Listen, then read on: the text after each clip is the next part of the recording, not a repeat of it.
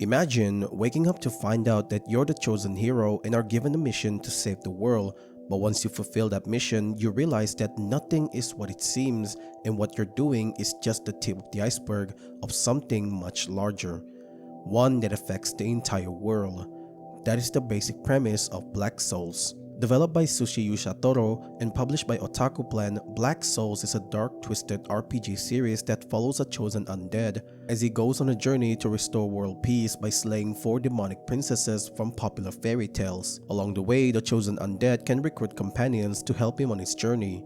The game heavily borrows mechanics from Dark Souls such as the ability to gain souls, dying, and losing them. However, due to the game being made using the rpgmaker engine, some sacrifice had to be made in the form of its battle being done in a turn-based style. Personally, at first, I thought this would prevent me from enjoying the game since I'm not a huge turn-based fan, but Black Souls proved me wrong. The battle mechanics are done so well that I find myself never getting bored of them. The feeling of frustration because I'm being overwhelmed by a strong opponent and then overcoming them after leveling up is something I've always loved ever since I played Dark Souls, and I'm glad Black Souls used this mechanic as well. But having great mechanic won't mean anything if the game doesn't have a good story. You see, the thing about Black Souls that fans love, aside from its mechanic and its optional erotic stuff, is the story. The story is amazing. On the surface, Black Souls is your typical fantasy RPG mixed in with a little erotic stuff. The hero is chosen and goes on a journey to save the world, but as you play through the game, you'll realize that not everything is as simple as you were told at the start of the game. Black Souls' story is filled with plot twists, one that not even we as the player can predict.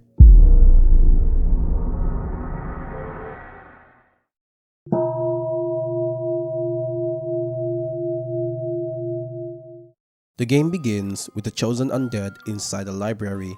A girl named Alice greets him and congratulates him because he's been chosen to be the protagonist of this story. The girl then asks for his name and his class. There are 3 classes to choose from: Knight, Thief, and Sorcerer. The Knight class has high attack and defense and has a technique that can lower the enemy's attack and defense. The Thief class has high speed and has a technique that can end enemies in a single blow. You also begin with 1000 bonus soul.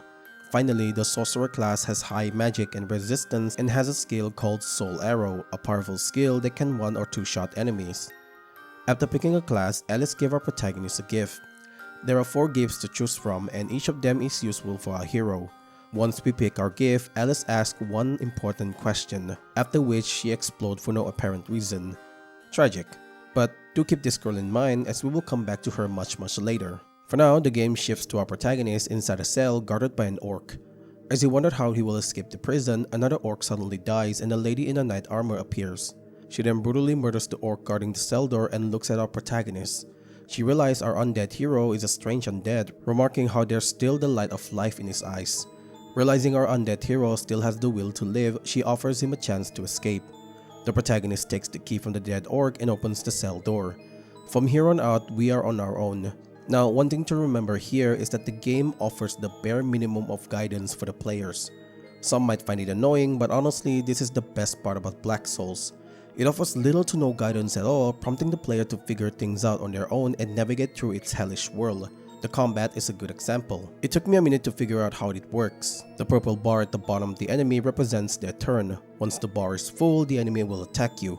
If you underlevel or if you overestimate yourself, you will be killed. And to make it worse, there's no autosave. If you didn't save beforehand, then you'll have to restart the game. This is why Black Souls is considered a brutal game. After exiting the prison cell, our protagonist meets the Night Lady once again. She's surprised by his tenacity and wondered if this is divine guidance. The lady then introduced herself as Jeanne d'Arc and says that she hails from Orleans. She then offers to protect him until they reach the land of the fairies. The two then continues on until they are close to the exit. A cutscene plays out where Jeanne informs our protagonist that demon beasts have made countless people suffer, and it is her duty to save the people and eliminate them. She then asks the protagonist to join her in her quest to save the people, to which the protagonist agrees. Satisfied by his answer, the two heads down to the exit, but as they're about to go, a dragon appears out of nowhere and attacks them. This catches Jeanne off guard and she's killed by the dragon. With no one left to protect our protagonist, he's forced to fight the dragon. Side note here, fighting the dragon is not too hard, but it can be a bit confusing for first timer. But assuming you did engage the enemy throughout the level, then it'll be a cakewalk. Using attack 3 times and then dodge for the 4th turn, killing this early boss is pretty easy. You'll get huge amount of souls and a weapon called the Drake Sword. After defeating the dragon, our protagonist is transported to another location called the Holy Forest. Apparently, this is the land of the fairies, the place John mentioned before. The protagonist then interacts with a rabbit called the Prayer Master. He reassured our protagonist that he is in debt but that some unknown force brought him here for a greater cause. The Prayer Master then informs our protagonist that if he has any extra souls, he can help him put it to good use. Basically, he can level up our character and even sell useful items. Finally, he directs our protagonist to where Leaf is, an NPC that he can recruit to help him on his journey. After that, the protagonist is free to roam around the area. Okay, some stuff before we proceed. If you have never played Dark Souls before, this will be a bit confusing, but to give you guys a general rundown, in Dark Souls you have a central hub, which acts as a save zone. This is similar to that. The Holy Forest is a central hub, a safe zone where NPC companions you save can be seen and interact with. You can level up, buy necessary items, proceed to the next area, and... Wait, what is that? Is that Zoro? What the hell is he doing here? Is he lost again? Not too far from the Prayer Master is the Crestfallen Hero, an NPC who fell into despair after losing his party members. Our protagonist asks for directions to the Lost Empire and here's what he has to say. The Lost Empire is to the north from here. Cross the forest of Abandon and you'll find the entrance to the sewer leading to the Rottenberg. Then just continue on through Fort Ivan and your journey will be complete. The Crestfallen Hero directs our protagonist to the Lost Empire but strongly warns against him going there now. Instead, he suggests our protagonist go and meet the witch living in the forest of the Abandon. After telling him everything he knows, the Crestfallen Hero wishes our protagonist good luck and continues to wallow in his self-despair. With a goal in mind, our protagonist prepared to leave immediately, but before that, he makes sure to visit Leaf and recruit her as a companion. Leaf is excited to see our protagonist and promised to help him in battle. She also mentioned that she can grow stronger if she's given souls. Perfect! We currently have 8,000 souls, let's split them in half and make her stronger. I'm sure it's a good... Yeah, something I forgot to mention is that most of the female NPCs and your companions can be raped. You see, Black Souls gave you the freedom to do that, but once you pick that option, they become a mindless sex slave. Honestly, it's pretty disturbing that you can choose that option considering some of the NPCs are just... well... actually, you can ignore that prop and just level her up. Yeah, you know what? Let's do that. What could go wrong? Oh, come on! Yeah, you see, leveling up in Black Souls means you're going to have intercourse with that companion. I mean, there's nothing wrong with that since the companion also have desires, but tell me, who in their right mind thinks it was a good idea to include a fairy as well? Hello? Did you see how small she is? You know what? I'm not gonna question this game. Let's just move on.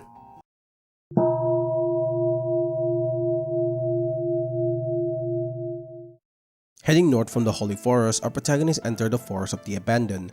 Now, tracking down the witch isn't hard because along the way, breadcrumbs can be seen on the ground, which eventually led us to the witch's house. Entering her house, we see two little children inside. These kids are Hansel and Gretel. Yeah, the same one from the fairy tale story. Now, I need you to pause and throw away everything you knew about these fairy tales because in Black Souls, the fairy tales are different from the real storybook. Like Hansel and Gretel, for example. Interacting with them reveals that they were abandoned and instead of finding the gingerbread house, a kind witch gave them a place to stay. Also, Gretel hates her brother. This is not the only time we see this mismatch between the books and Black Souls version.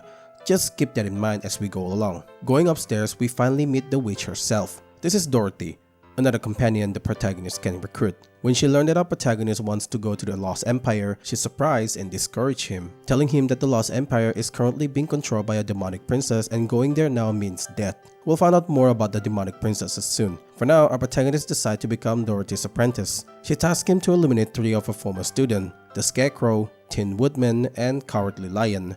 Once he completes the task, the protagonist returns to Dorothy. Impressed that he managed to fulfill her task, Dorothy decides to give him a reward. A really nice reward, until she reveals that she used to be a man. Yeah, apparently Dorothy changed her gender. This allowed her to avoid aging and dying. She also revealed that before she took this form, she was already an old man. I do not need that extra information. After that interesting interaction, Dorothy becomes the protagonist's companion. Continuing on, the protagonist enters a sewer just under Dorothy's warehouse. Here, he meets Pied Piper, who, after getting annoyed by his constant interruptions, fight our protagonist. Fighting Pied Piper is easy as long as we kill the summon rat first. Once he's dead, the protagonist can proceed on. The end of the sewer leads him through a door which takes him up to the town of Rottenburg, a place that was once lively but is now filled with undead creatures. Here, our protagonist meets Elma, a lonely girl who looks after a shop left by her parents. Now, Elma is based on the Little Match Girl. In that fairy tale, she is a girl who sold matches on a cold winter night. In Black Soul, the matches she sold are drugs. At some point, Elma is attacked by her mother, who had been turned into a lamia. Killing her mother sends Elma into a shock and makes her run out of her shop. The protagonist can chase her, after which the two shares a passionate hug and a little intimate moment. Returning to Rottenburg, our protagonist makes his way to the House of Truth, where he encounters the Iron King. Defeating the Iron King isn't hard, and Leaf is the key to the success. When you summon her, Leaf mentioned how the king is basically naked, which is kinda obvious. I mean, anyone with a working pair of eyes would realize that he's not wearing anything. As soon as the king realizes he's butt naked, the invincibility armor disappears, leaving him vulnerable to attack. But why, you ask? Well, the Iron King is based on the fairy tale, The Emperor's New Clothes. We all know how that goes, but in Black Souls, things are different. The king is a pervert who loves abusing women and wears powerful armors that makes him invincible. But because of his personality, he abandons that armor. This is important because when he was turned into a demon beast, the king believed his armor was still on, so his delusions literally became reality, giving him invincible armor. Only when Leaf calls him out did he realize what happened and lose the armor, allowing our protagonist to kill the king. After killing the Iron King, our protagonist rescued a maid named Victoria locked inside a small room. When he finds her, she's in a critical state and requires souls to survive. I won't go into detail, but just know they had a really intimate moment. After saving Victoria, the protagonist continues his journey until he reaches Fort Ivern, the very place he escaped from at the start of the game. Our protagonist goes back to where he fought the dragon and picks up John's ashes. Remembering that John saved his life, our protagonist decides to revive her. Fortunately, there is a way to bring her back, but this requires our protagonist to travel to the skeleton mine where he will meet a necromancer named Keto. The necromancer asks for two items: the remains of the person they want to revive and a kraken's tentacle. After obtaining these items, John is brought back to life.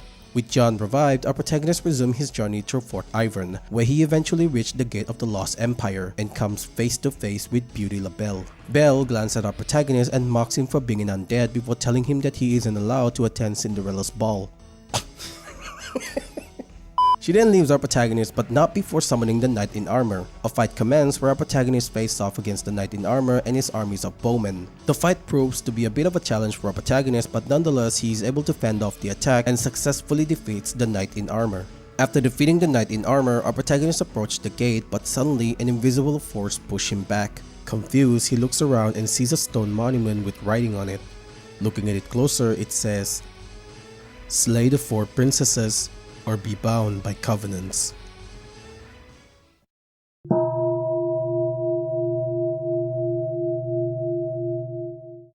Returning to the Holy Forest, our protagonist approaches the crestfallen hero and tells him that he has reached the Lost Empire. The crestfallen hero is very surprised to learn about it and quickly tells him that to enter the gate, he will need the soul of 4 demonic princesses. One grows a hair in the tower reaching the sky, one plays with frog in the depth of the tainted bog, one sings an endless rhapsody at the bottom of the sea, one seeks eternal beauty in the frozen castle, and the last, the first and the strongest, awaits on the throne of the Lost Empire. After obtaining all the necessary info, our protagonist makes his way to the first princess, Rapunzel. Now, to get to Rapunzel, he needs to go through Jacob's unused mine. From there, he has to fight a creature known as Behemoth, a massive, grotesque, and powerful creature lurking deep inside the mines. The fight is hard and brutal, but our protagonist is able to defeat the creature. After defeating it, our protagonist arrives at Goddell's tower.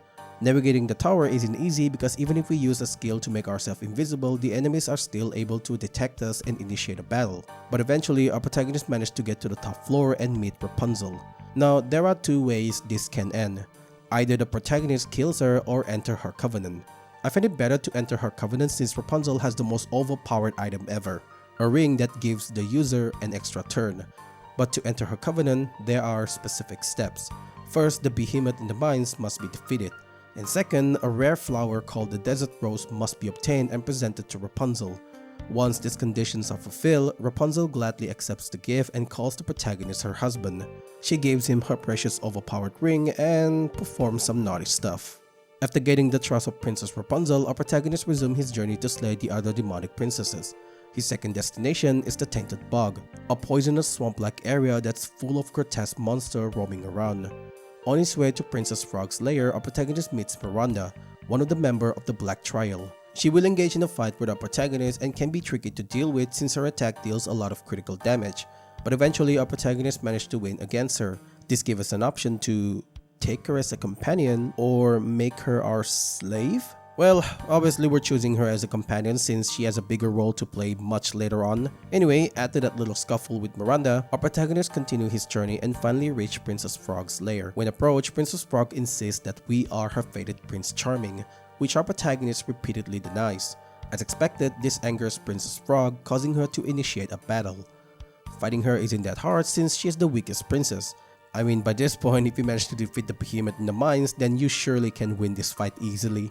Once Princess Frog is defeated, our protagonist continues his journey to Snow White's castle, a cold and depressing place where frozen villagers can be seen throwing praises to the tyrant herself. In the castle, we can find Snow White in the basement, but before that, oh look! There's a bunny inside one of the rooms. It seems like it wants us to follow it. Tempting. Not now. I mean, we are gonna come back here later to see what it's about, but for now, let's focus on Snow White. Going down to the basement, our protagonist finds Snow White gazing at a mirror. Similar to the other princesses, we can enter a covenant with her, but since the reward obtained from her covenant is not worth it in my opinion, killing her is the best option. Fighting Snow White is a bit tricky. She's immune to physical damage, and not only that, her attack gauge fills up fast, meaning if your character doesn't have any AP boost, then you're at a disadvantage. Unless you have Rapunzel's ring and an overpowered weapon called the Moonlight Blade, which if you have them, then just spam those Moonlight Blade magic. After defeating Snow White, our protagonist makes his way to Atlantis to face the Little Mermaid. To get there, we need to steal the invitation letter in Snow White's castle, make our way through the skeleton maze which will take us to an empty beach, and use the summoning circle at the end of it to open a pathway to the underwater kingdom. Upon entering Little Mermaid's castle, he can see her playing a somber tune on the piano. Interacting with her causes her to ask our protagonist if he's lost before engaging in a battle. After defeating the fourth princess, the gate of the Lost Empire finally opens. Before entering, we can find Leaf outside of the entrance.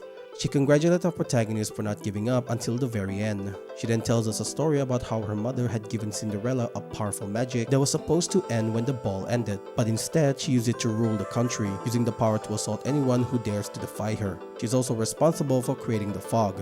In the end, the guilt was too much for her mother, so she disappeared to atone for her sin. Anyone who read Cinderella's fairy tale knows what this is about.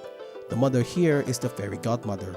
Anyway, we can talk to Leaf again, but it's best that we don't because Leaf will give us a ring that will unlock a bad ending for our companions. So we'll ignore her for now and enter the gate. As soon as our protagonist enters the gate, he is immediately greeted by Beauty LaBelle, who warns him that if he decides to proceed through, he will be severely punished.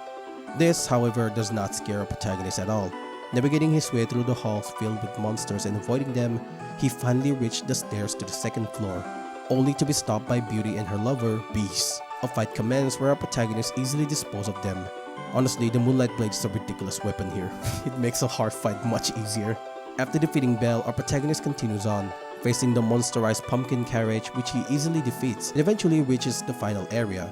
Now here, we can find Wandering Knight Izu. This guy will only appear here if we do his quest. His quests involve a lot of saving him from trouble, which is not surprising that even at the end, we're also saving him from Cinderella. But here's the kicker. Izu is Cinderella's son, and only he can enter a covenant with Cinderella. Now if there's anything Black Soul teaches us is that to enter a covenant, you must have intercourse with that person, so... incest is wincest? Oh god, I can't believe I just said that. Now, let's pretend we never go through that and found Izu at the entrance of Cinderella's throne.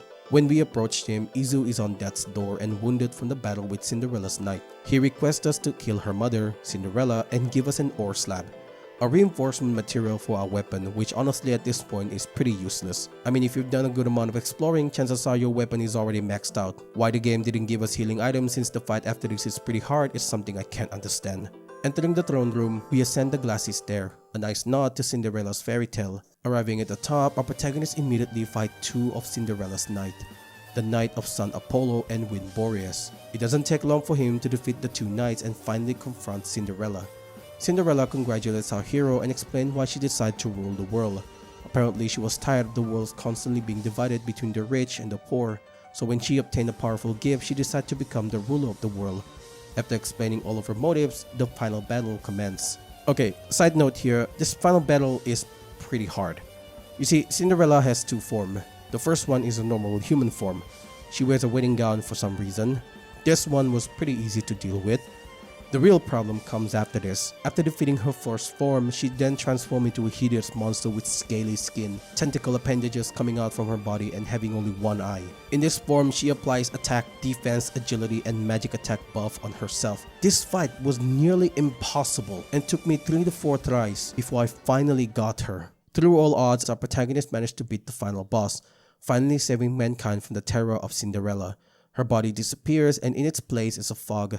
The same fog that we've seen throughout our journey. The protagonist interacts with it and he instantly returns to the holy forest where everyone heard the good news. Cinderella is defeated. The world is saved. Everyone rejoice. A banquet is held.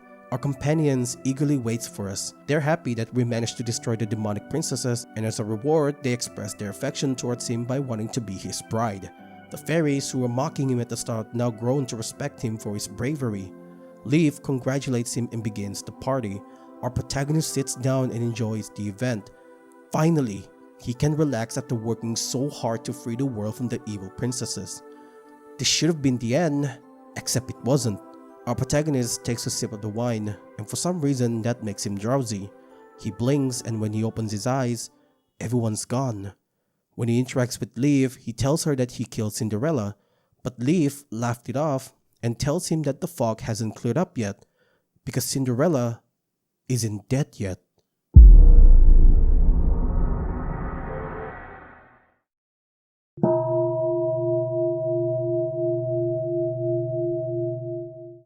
So I know some of you might be confused and have questions as to why it ended like that. Questions such as, isn't Cinderella dead? Does that mean there's more to this game? Actually yes. What you just saw was just the tip of the iceberg. Black Souls has a whopping 24 ending. 4 main ending plus 20 other endings for each companion. We'll go over the companions ending later since they're not too long. For now, we'll briefly go over ending B first.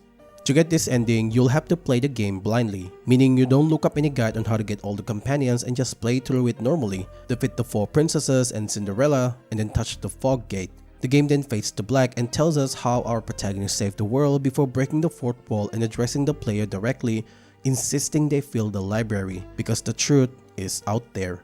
Now what library, you ask? Well, remember that rabbit we saw in Snow White's castle? Yeah, following it will lead us to ending C. So, let's rewind and return to the moment after we defeat Snow White.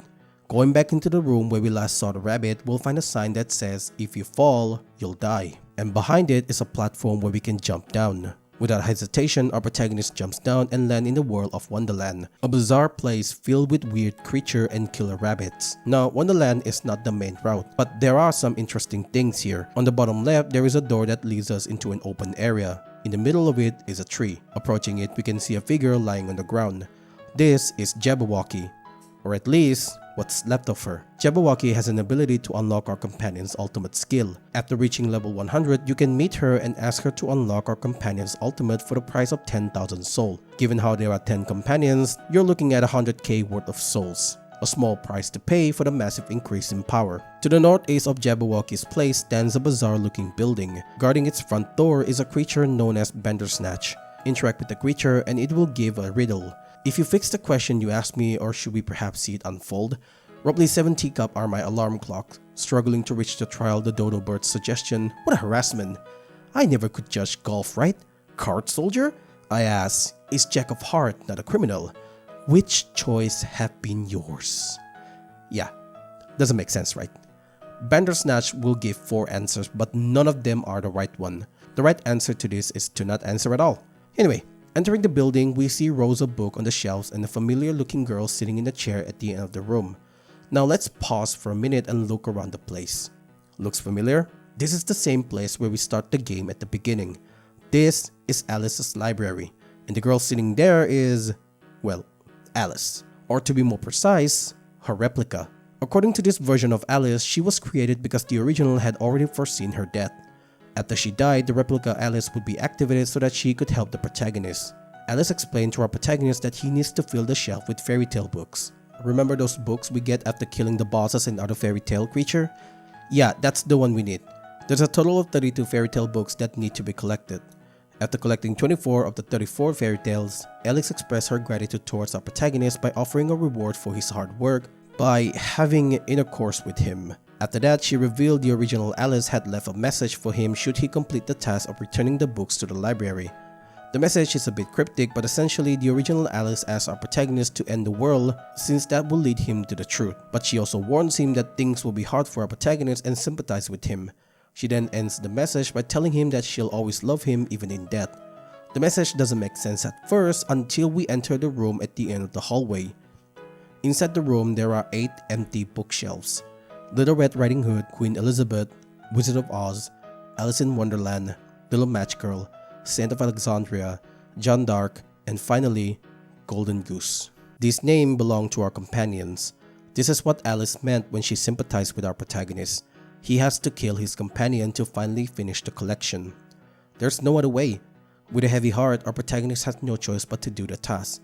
Now there are 2 ways to eliminate them. One, if they're under level 100, then just strike up a conversation and choose the kill option. However, if they're above 100 and have already unlocked their ultimate ability, then the only way to end them is to bring them to Hotel Poseidon and kill them there. Once they're dead, we can collect the fairy tale book. After killing all his companions and putting all the books in their rightful place, a lever appears. Attempting to pull it will result in the game asking the player 3 times if they're really sure about their decision. Once the choice is confirmed, the rows of Alice replicas explode and the game breaks the 4th wall by telling us that the world's destruction has begun and we should hurry if we want to end the story. When the protagonist exits the library, he is taken straight to the Holy Forest. Except something looks different. The Holy Forest is burning, misplaced items such as statues, trees, and carpets are scattered everywhere. The whole place is a mess. Still, our protagonist carefully navigates through it until he meets the Prayer Master. The Prayer Master reveals that this is the true form of the Holy Forest and the cause of all of this is a god called Mary Sue. He then tells him that he can find her if he keeps going just across the bridge. On his way to Mary Sue, Black Vanguard Lindamea come to stop him. Now, remember when I said that Miranda will play a vital role in helping our protagonist? Well, this is it. Miranda came to stop Lindamea and the two engaged in a battle. This gave our protagonist the opportunity to proceed on and arrive at the cliffside. Leaf appears and mentions that Mary Sue is not there, yet she can feel her presence. A prompt appears asking the players who Mary Sue is.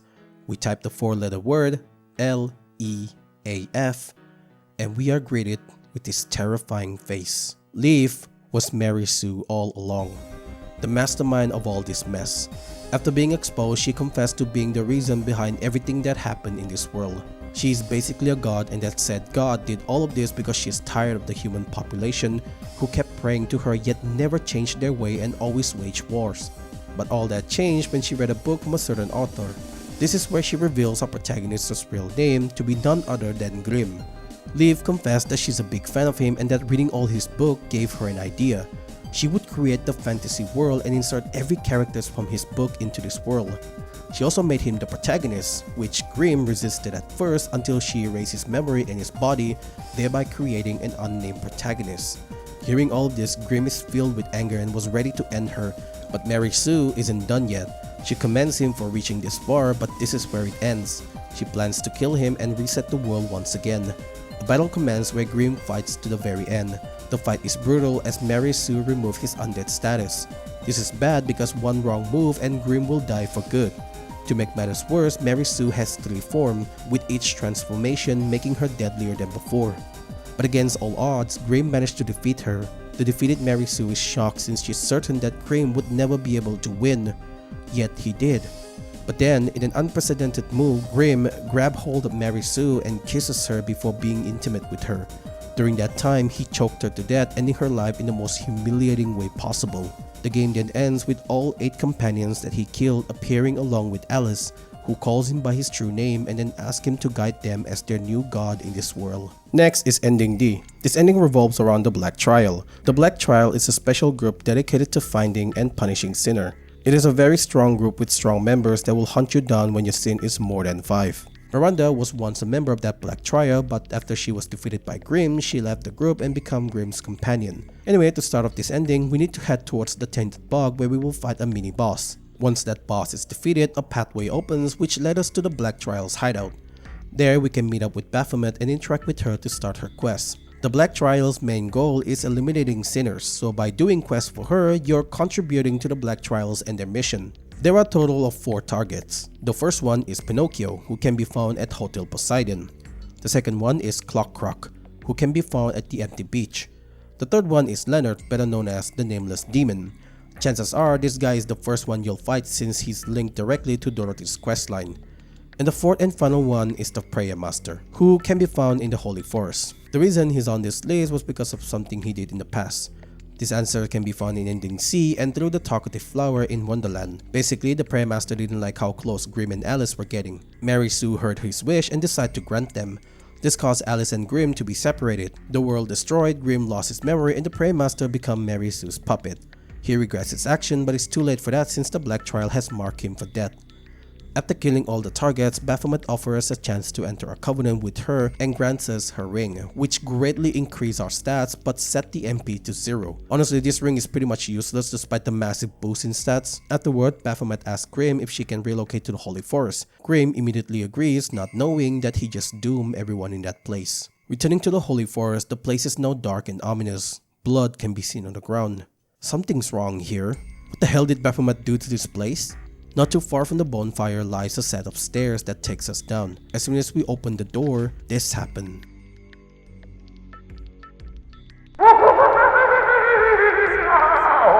With a sinister laughter, Baphomet appears once again and tells Grimm to stay away from Leaf. It's revealed here that Baphomet realizes who Leaf is and decides to end her. A fight commences where Baphomet turns into a hideous monster. The fight is brutal, but Grimm eventually managed to win against her. We then see her begging to be released from this world before revealing herself to be Leaf's mother. Of course, Leaf denies it and kills her. The game ends with Leaf summoning Grimm's companion and killing them right in front of him. But just as she's about to celebrate this victory, Alice appears, which terrifies Leaf, claiming that she shouldn't be alive, and the game ends. And finally, let's talk about the companion's ending. There's a total of 20 endings for a companion. That's 10 good ending and 10 bad ending. Don't worry, you can get all of them after the good ending, so you don't need to replay the game just to get to the other ending. Now, to get their ending, you need to recruit all 10 companion. Each of them needs a specific method to be recruited. This is why ending A is impossible if you're playing it blindly or for the first time without a guide. For example, John. How was I supposed to know the skeleton shaman who could revive her would die after I killed one of the princesses? Or how about Elma? How was I supposed to know she'd be attacked by her mother? These things will be impossible for the first time without a guide. With that being said, let's go over the ending, starting with Leaf.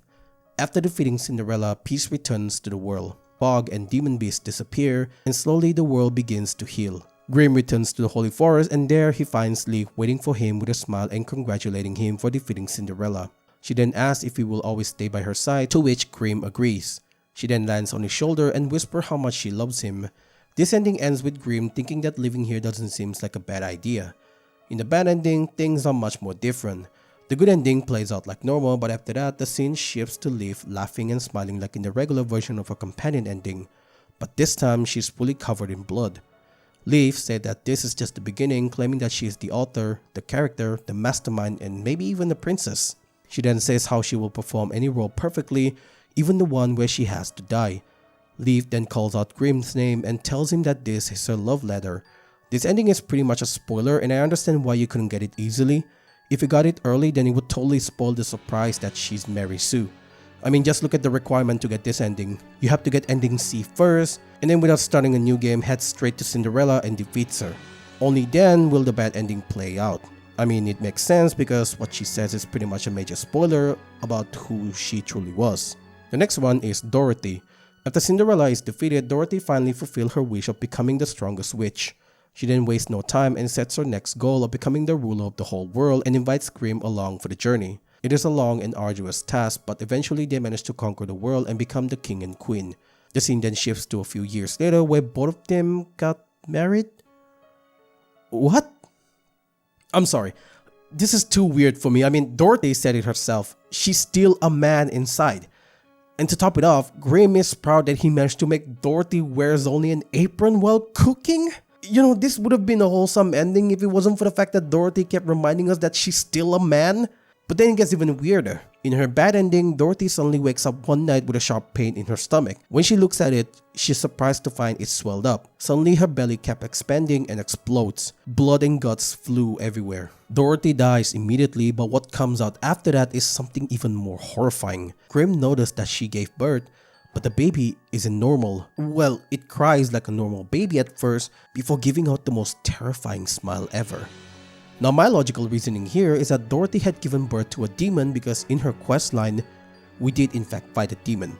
So I don't know if it's related, but maybe, just maybe, the demon was resurrected as a baby. Next is Victoria. After Grimm defeats Cinderella, he bids everyone farewell and buys a mansion deep in the woods. Accompanying him is Victoria, who became his personal maid and takes care of him. The only problem is, well, Victoria is a succubus, and each night she needs to satisfy her lust, otherwise she'll die. Grimm doesn't mind that since it's a small price to pay for the woman he loves. However, things take a dark turn in her bad end. After the same routine every night, something unexpected happened. Victoria loses control of herself and starts asking to be comforted during the day as well. It happens so frequently that Grimm couldn't take it anymore. Grimm tried to reason with her, telling her that there has to be a limit on how many times he can keep her company. But this only confuses Victoria. She thinks Grimm hates her when in reality he doesn't even think it that way. The fear is too much for her. She falls to the floor and her body convulses. Grimm tries to reassure her, but in a split second, Victoria pulls out a hidden spoon and scoops out one of his eyes and eats it. She has lost it. Grimm sheds bloody tear, not knowing why she went crazy or what caused this kind of behavior. But then, all of a sudden, Victoria stops and looks confused. She mentioned how she heard the voice of Mary Sue and that she made her doubt her existence. This is too much for Victoria and she asks Grimm to kill her. Grimm is reluctant, but he has no other choice but to comply. After all, Victoria is already turning into a demon beast. With a heavy heart, Grimm chops off her head and takes it to his bed to keep him company that night. Next is John. After defeating Cinderella, John takes Grimm to her country where they are celebrated as heroes. A grand party is held to honor them, and there we get to see John in a cute white dress. The two dance together, and there she confesses her feeling to Grimm. Everything is perfect. Until it isn't. In the bad ending, while they're enjoying the evening, scorching hot flames fall from the sky with enough intensity to burn down the whole country. Everyone tries to escape, but it's too late. The fire spreads and engulfs the entire country. John is devastated seeing this destruction and wonders why God has punished her since they have saved the world from evil. Suddenly, the window bursts from the heat and the hall erupts in flame. Everyone inside is burned alive, including John. Her painful screams echo throughout the burnt hall as her body burns.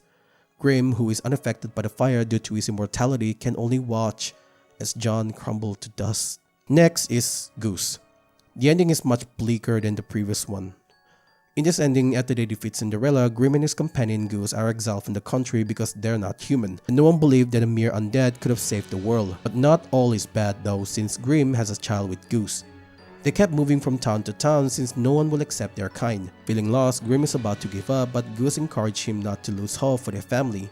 Grimm notes that their daughter still doesn't show any emotion, which concerns him, but Goose reassures him that it will come eventually, and when it does, her laugh will be the proof of their happiness. Pretty wholesome, but that quote will haunt him for the rest of his life. In the bad ending, we learn that Goose works as a mail girl. Since she can fly, that makes delivery much easier for her. But one day, she doesn't return home. Grimm kept waiting, but the wait becomes unbearable, so he goes to look for her and takes her daughter with him, a choice that he'll regret soon after. Grimm looks everywhere for Goose, and eventually, he finds her. Or what's left of her. Someone had beaten her to death, and as if that wasn't enough, they tore her body apart. Her head is found several feet away, beaten and crushed until it's unrecognizable. Grimm is devastated, but nothing could prepare him for what happened next. His child, who was on his back the whole time, the one who never showed any emotion, suddenly lets out an ear-piercing laugh. He can't believe it. The sight of her mother's corpse made her laugh? He then remembered what Goose said about their daughter. The day she laughed would be the happiest day of their life. He looked at his daughter who won't stop laughing. Rage filled his mind, and the next thing he knows, his hands are gripping her throat. crushing it. Next is Catherine. After defeating Cinderella, Catherine is recognized as a saint, while Grimm is appointed as her only personal knight. Life becomes busier for Catherine and they have little time for each other. Still, both of them try to be intimate whenever they get the chance. As Catherine excuses herself after both of them shares a passionate kiss, Grimm thinks it would be a good idea to move to another country and live together. Well, he should have done that sooner because things takes a dark turn in the bad ending. One night, he hears strange chanting coming from church. When he goes to investigate, he finds the believer chanting questionable incantation. When he looks up, the sky is dyed red. Something's wrong here. His first instinct is to find Catherine and leave the place. But when he gets to the cathedral, he sees her lying on the altar. Panic fills his mind as he realizes these crazy cultists have made her a sacrifice to whatever it is they're summoning. Grimm desperately tries to save her, but it is too late. Dark tentacle erupts and covers the entirety of the altar. Grimm desperately calls out her name to no avail as she is swallowed down to the abyss, and taking her place is a demon. Next is Miranda. After defeating Cinderella and restoring peace to the world, she goes up to find more opponents to fight. Dissatisfied with her battle with Cinderella, Miranda slay countless demon beasts alongside Grimm. They kill and have sex after every battle, which honestly, pretty freaky. I mean, doing that on a mountain of corpses? Yeah, Miranda is pretty freaky. But soon, her luck runs out. After a while, Grimm begins questioning when this lifestyle of constant battle will be over. They've been doing these things for a while and there's no end to it. Demon beasts, newborn demonic princesses, and ever so often black trial members kept appearing non-stop. They haven't had any rest at all. Grimm isn't worried about himself since he's undead, but he's worried for Miranda because she's only human. Humans have limits. Grimm proposed they take a break for a few days just so Miranda's body can keep up, but she declines and continues on. Their next target is the castle occupied by soldiers from the Longaya Empire. It should have been an easy task, but given their situation now, Grimm thinks it would be a death sentence for Miranda. Still, they push on and manage to kill everyone there, but at the cost of Miranda's life. Next is Elma. After the defeat of Cinderella, Grimm opens an apothecary store in the city together with Elma. It quickly becomes popular due to it being a wonderful medicine for both children and adults while also not having any side effects. Many gave it high praise, but because all the ingredients are a secret, there are some unpleasant rumors about it. And no matter how many times Grimm asks about it, Elma just won't tell him. Still, he trusts her since there must be a reason. One night, Elma goes out to get her ingredients again. Grimm doesn't want her to go since lately there's news of women getting kidnapped.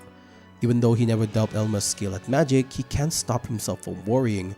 However, this doesn't stop Elma, who reassured him that she'll work hard and earn lots of money so they can move to a bigger home when they're married. She gave him a kiss and goes out. However, that night, she does not return. In the bad ending, it's revealed why.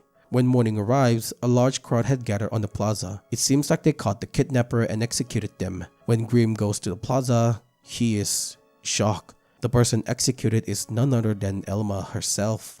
Next is Elizabeth. Her ending is pretty simple. After Cinderella's defeat, Elizabeth becomes the new demonic queen of the Lost Empire.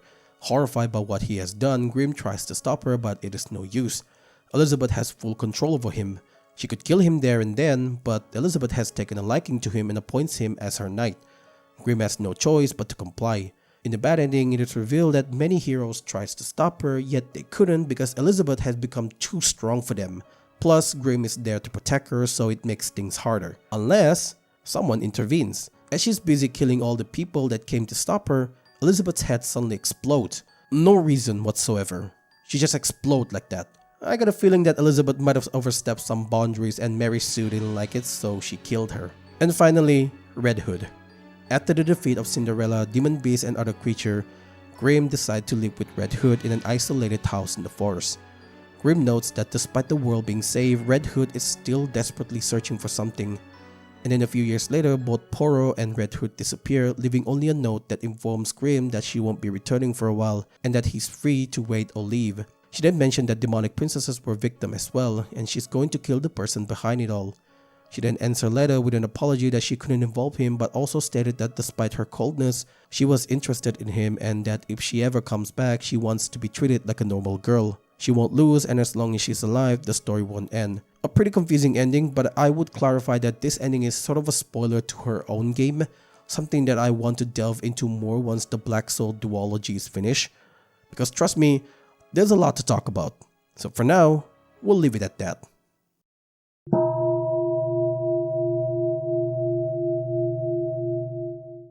Thank you guys so much for watching. Black Souls is an interesting game. At first, I thought it was going to be a shallow game and everything would be half-assed, but I'm surprised by how detailed everything was. The way some NPC dies off when you proceed further through the game and not being able to save them is very reminiscent of Dark Souls. I love how each new playthrough I do, there's always something new that I will find which I didn't notice on my previous playthrough. There's erotic stuff, but truth to be told, after a while, it's really a secondary thing since Black Souls' strongest suit is the story itself. The story is so compelling to the point where you want to know more and don't even care about the erotic stuff. Anyway, that wraps up part 1. Rest assured, I will cover Black Souls 2. After that, the video will be compiled together into one giant video. So if you enjoy a longer video, then you might want to wait for that. But if you don't, then check out part 1 and part 2. Again, thank you so much for watching, and if you enjoyed my video, don't forget to subscribe so you get to see more content like this. Like the video so I know that you enjoyed it. Check out my previous video if you haven't yet, and become a member to support the channel and get more interesting stuff in the future. That's all for me. See you.